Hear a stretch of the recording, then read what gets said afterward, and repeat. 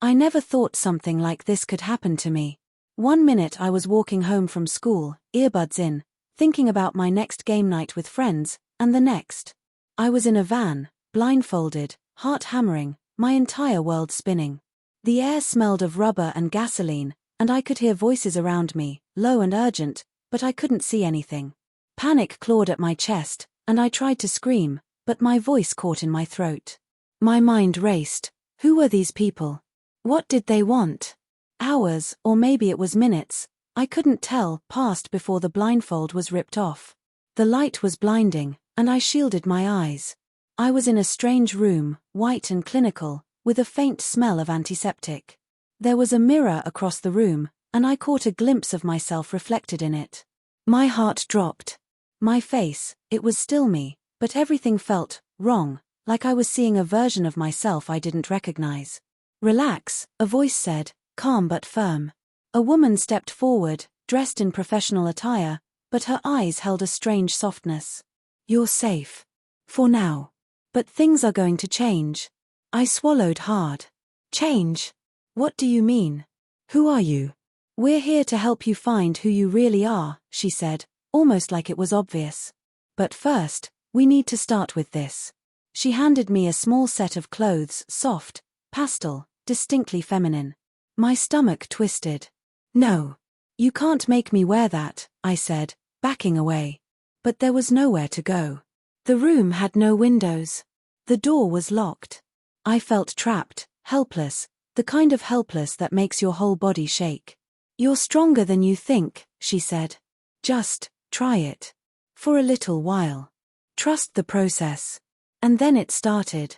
The days blended into each other, each one more confusing than the last. They weren't cruel, not in a violent way, but they were relentless. Every morning, I was handed outfits that were delicate, soft, and unlike anything I'd ever worn. Dresses that swished around my knees, sweaters that felt impossibly light on my skin, shoes that made my steps feel different, almost floating. At first, I refused. I cried. I yelled. I even tried to hide clothes under the bed, but each time, they found me, gently, persistently. And the mirror became my enemy and my teacher.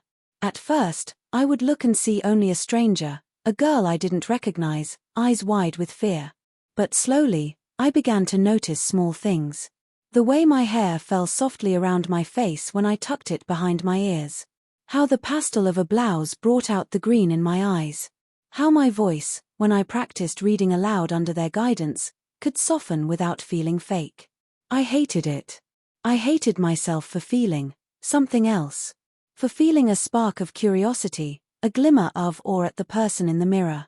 One evening, after a particularly grueling session of training, as they called it, I collapsed on the floor. Tears blurred my vision. Why are you doing this to me? I whispered. The woman who had first spoken to me knelt down beside me, her hand hovering a breath away from mine. Because somewhere inside, you've been hiding from yourself.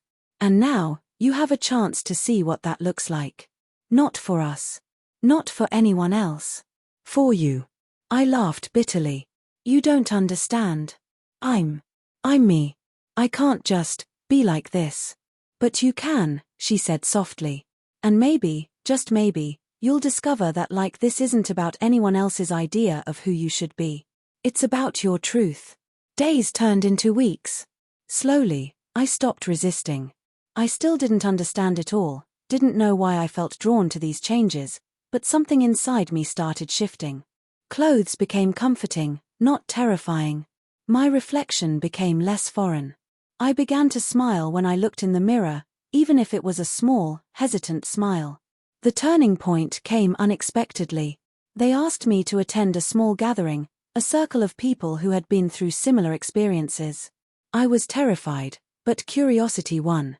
When I entered the room, all eyes turned to me, warm smiles, understanding looks. No judgment, only empathy. And then, for the first time, I felt seen. Not as the person I had been forced to be, but as the person I was becoming. One of the women, about my age, took my hand. I know it feels impossible, she said. I felt the same way at first. But trust me, this isn't about losing yourself. It's about finding parts of yourself you didn't even know were there. I nodded, and for the first time, I believed her. Maybe it wasn't about being someone else. Maybe it was about embracing the pieces of me I had buried under fear, expectation, and habit. The final stage of the transformation wasn't about makeup or hair or clothes, it was about acceptance. I practiced walking with confidence, speaking my thoughts aloud without fear, smiling without guilt. And the mirror, once a tormentor, became my ally. I started to see strength where there had been fear, curiosity where there had been doubt, beauty where I had only seen unfamiliarity. The day I left that place, I walked out not just dressed differently, but carrying a different energy. My steps were lighter, my chest fuller, my mind clearer. I wasn't perfect, I wasn't complete, but I was more me than I had ever been. And the world outside, once terrifying and loud, seemed brighter, filled with possibility. I still think about that first day, the fear, the panic, the sense that I was losing everything. But now I know I was gaining something far greater: courage. Courage to face who I truly am. Courage to explore identity without shame. Courage to accept love, kindness, and acceptance, starting with myself.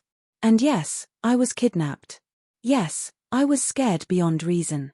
But in a strange, unexplainable way, it gave me a gift I never expected: the chance to see myself, truly see myself, for the first time. If I've learned anything from this experience, it's that transformation isn't about changing who you are, it's about uncovering what's already inside you. It's about discovering that sometimes, the person you thought you had to be isn't the person you were meant to become. Now, when I look in the mirror, I see someone who survived fear, embraced change, and found herself in the most unexpected way. And I can't help but smile. Because the truth is, we all have pieces of ourselves waiting to be discovered. We just need the courage to face them. The ride home was quiet. I kept my eyes on the city outside the window, lights flickering past, but I couldn't shake the memory of those weeks, the fear, the confusion, the strange tenderness of being guided into someone I didn't know I could be. My hands fidgeted in my lap, tracing the fabric of my new cardigan, soft against my skin. I had thought I'd hate it forever, but now, it felt like armor. Not for hiding, but for stepping into a part of myself I had never acknowledged. At home, I opened the door slowly. The house smelled the same as always: warm, familiar, but I noticed a subtle difference. I felt different. I wasn't hiding under layers of indifference or pretending to be someone I wasn't. I was entering my own space as someone who had changed, yet somehow remained me. My parents looked up when I came in. Their eyes widened, and for a second, I panicked. Had they noticed the changes? Could they see the difference? "Hey," my mom said, voice gentle but cautious. "You look different." I swallowed. "Yeah. I've been learning a lot about myself," I said. My voice sounded lighter than before, more natural, almost musical in a way that made me glance at my reflection in the hallway mirror. She smiled, carefully, as if testing the waters. "Different can be good," she said slowly. "If it makes you happy." Her words hit me harder than I expected. Happiness. That simple, fragile word. I had spent so much time trying to fit in, trying to be who others expected, that I had almost forgotten that happiness could come from embracing who I truly am. Over the next few days, I began experimenting not with clothes, necessarily, but with how I expressed myself. I chose my outfits not because someone told me they were right, but because I felt comfortable in them. I started practicing my voice, not because anyone demanded it, but because I wanted to own it. I even started doodling again, something I hadn't done since middle school. Every stroke on the paper felt like a small reclaiming of the parts of me that had been suppressed. Friends were the next challenge. I didn't know how to tell them what had happened, how to explain that I wasn't the same person, and yet, I hadn't really left anyone behind. I picked up my phone, thumb hovering over names, heart pounding. When I finally called my best friend, Sarah, she answered immediately. "Hey, stranger. You okay? You've been MIA. I laughed nervously. "Yeah. I'm okay.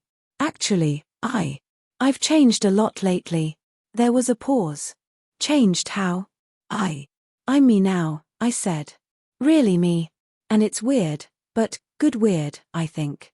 She was silent for a moment, then she said softly, "I don't care what you look like. I care that it's you. And I'm glad you're okay." Tears pricked my eyes. It wasn't just about clothes or voice, it was about connection, about being seen and accepted. That moment, small as it was, made all the terror and struggle feel worth it. School was harder. I noticed whispers, glances, the occasional stifled laugh. Some people didn't understand. Some people never would. But I discovered something unexpected. The confidence I had gained during those weeks of isolation and transformation gave me a shield I hadn't known I possessed. I held my head high. I walked into every room knowing that who I was, different, evolving, authentic, was something no one could take away. The reflection in the mirror had become a friend, not an adversary. I smiled at myself now, fully seeing the person I had fought to uncover. I didn't need anyone else's approval, though I was learning the power of those who chose to love and support me anyway. And then came the moment I never expected, the first time I genuinely laughed at myself in the mirror. I twirled, feeling the skirt of my dress float, and realized that for the first time in my life, I wasn't pretending to be brave. I wasn't hiding. I was living.